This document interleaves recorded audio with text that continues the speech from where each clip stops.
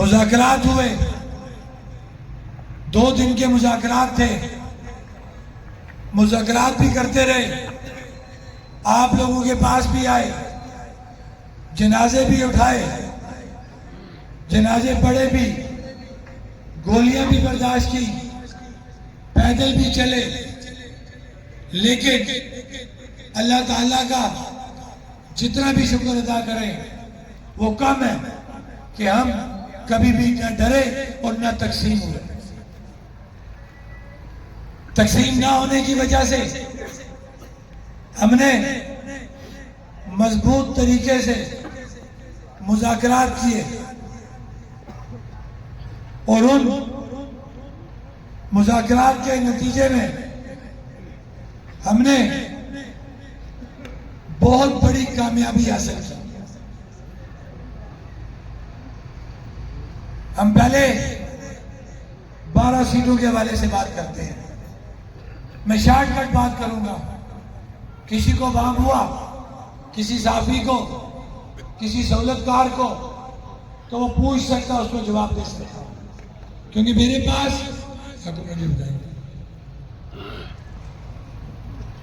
जो बात करूंगा वो हुकूमत के साथ,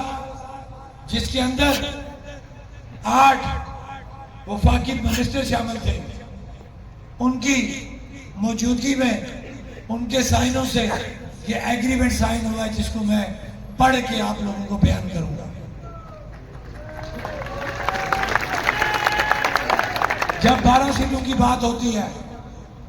तो क्लियर कट ये फैसला हो गया कि आप लोगों की मदद से,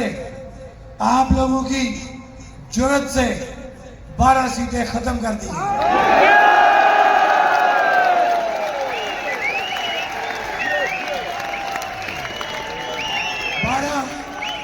12 सीटों से जुड़ी हुई 2 चीजें। सबसे पहले जो मेरिट का कत्लेआम होता था, हमारे नौजवान बच्चों का, पढ़े लिखे बच्चों का मेरिट का खात्मा। मेरिट में जो मेरिट के नाम पे वो 12 सीटों का जो अलग मेरिट बनाया जाता था कि 90% जो बच्चा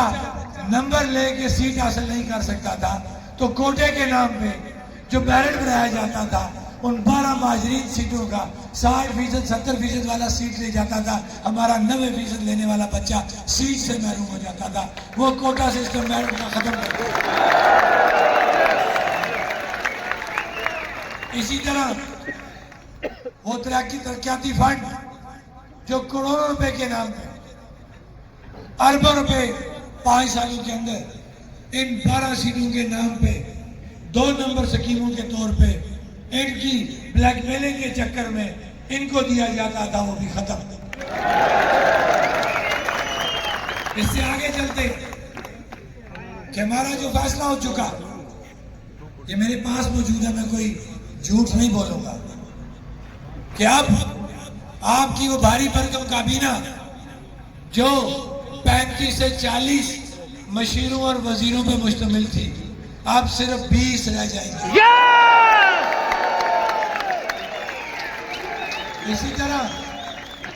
तरह 30 और 40 के दरमियान आपके सेक्रेटरी हुकूमत होते थे, वो भी अब सिर्फ 20 होंगे।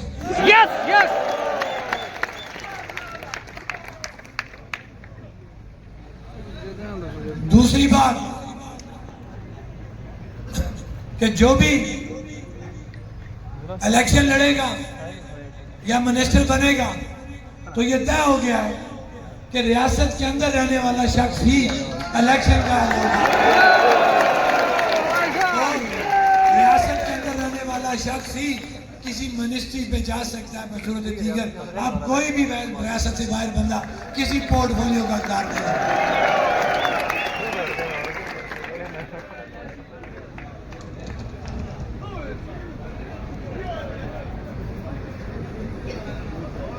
क्योंकि मैं अगर रुक रुक के बात कर रहा हूं तो कुछ जो चीजें आपके गोशगुजार करनी है वो मैं शार्ट पढ़ता हूं।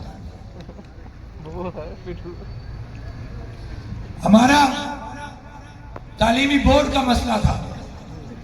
ज़िले दफ्तर जब बनाए हुए थे, वो भी एक ड्रामा था। हमने ये मुतालबा किया कि पूंछ डिवीजन में, मुजफ्फराबाद डिवीजन में तालीमी बोर्ड का क्याम किया जाए, वो जो पूरा कर दिया गया कि अब पूंछ डिवीजन में और मुजफ्फराबाद डिवीजन में अलग तालीमी बोर्ड बनेगा।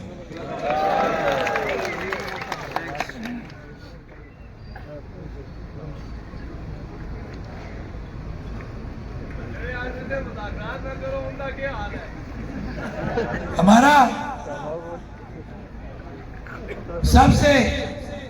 जो अहम मसला था वो सेहत कार्ड की बहाली का था। अल्हम्दुलिल्लाह आप लोगों की जुड़त की वजह से, आप loगों के वजन की वजह से 15 दिनों के अंदर सेहत कार्ड बहाल किया गया।